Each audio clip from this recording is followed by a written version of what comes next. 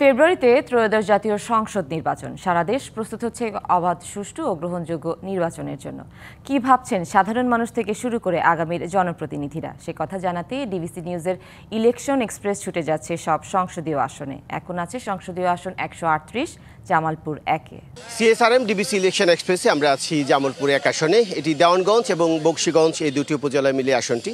আমার সাথে এই মুহূর্তে যুক্ত আছেন ইসলামী আন্দোলন বাংলাদেশের বকশীগঞ্জ উপজেলার সভাপতি মাওলানা আব্দুল মজিদ। আপনাকে স্বাগত জানাচ্ছি সিএসআরএম ডিবিসি ইলেকশন এক্সপ্রেসে।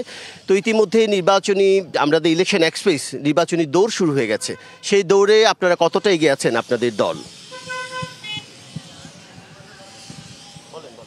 আমার দেশবাসী এবং এখানে উপস্থিত আমার কর্মীগণ, সর্বপ্রথমে আমি সকলকে সালাম জানাই। আসসালামু আলাইকুম ওয়া রাহমাতুল্লাহি ওয়া বারাকাতুহু।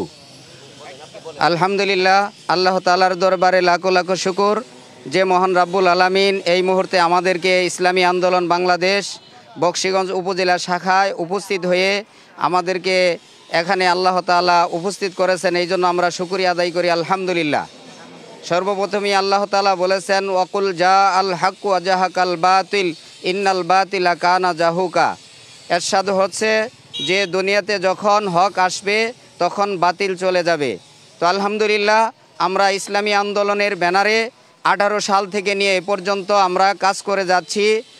বর্তমানে আমি বিভিন্ন এলাকায় গণসংযোগে যাচ্ছি এবং দেখতেছি আমাদের এই দেওয়ানগঞ্জ এবং বকশীগঞ্জ উপজেলার ভিতরে যে অবহেলিত জায়গাগুলো আমি পরিদর্শন করে দেখলাম।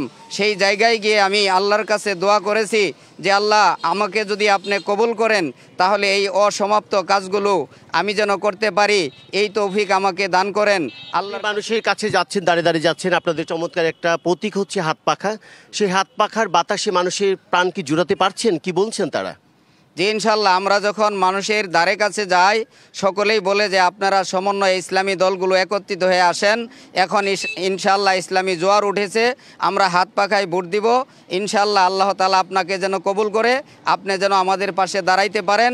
আমরা সকলেই চেষ্টা করব আপনি হাত পাখার প্রতীক নিয়ে সকলের কাছে চলে যান এবং দোয়া নেন এবং ধারে ধারে মানুষের কাছে যান, তাহলে আল্লাহ তাআলা আপনাকে কবুল করবে এবং আপনি এই অসমাপ্ত কাজগুলো যেন করতে পারেন। আমরা সকলেই দোয়া করি, এই আশ্বাস আমাকে দিচ্ছে তারা।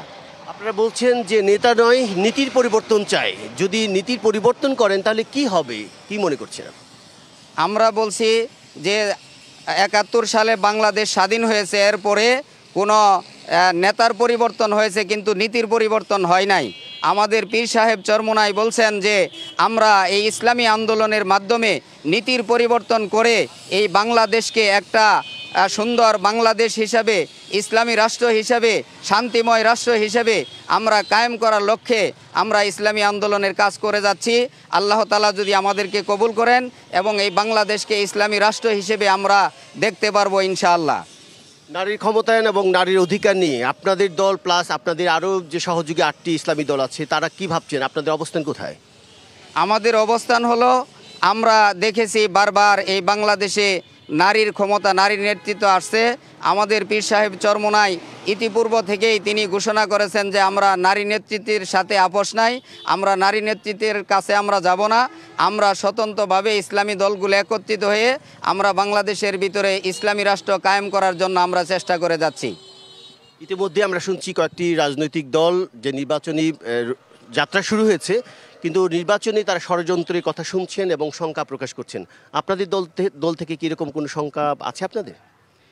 আলহামদুলিল্লাহ, আমরাও কিছু পরোক্ষভাবে প্রত্যক্ষভাবে দেখতেছি যে আমাদের দলগুলোকে নষ্ট করার জন্য, ঐক্যকে ভঙ্গ করার জন্য অনেক ষড়যন্ত্র করতেছে। তো আমরা সর্বপ্রথম আমাদের প্রভু আল্লাহর কাছে চাই যে আল্লাহ আমাদের এই ইসলামী ঐক্য দলগুলোকে যেন ষড়যন্ত্রের মোকাবেলা ফেলিয়ে আমাদেরকে যেন বিচ্ছিন্ন না করে দেন এবং আমাদেরকে ঐক্যবদ্ধ হয়ে এই বাংলাদেশকে যেন ইসলামী রাষ্ট্র হিসেবে আমাদেরকে আল্লাহ তাআলা দান করেন, এই কামনা আমরা করছি। তো জয়ের ব্যাপারে আপনাদের দল বা আপনাদের জোটভাবে যদি নির্বাচন করেন বা আসন ভিত্তিক যদি ভাগাভাগি হয়, তো জয়ের ব্যাপারে কতটা আশাবাদী আপনারা?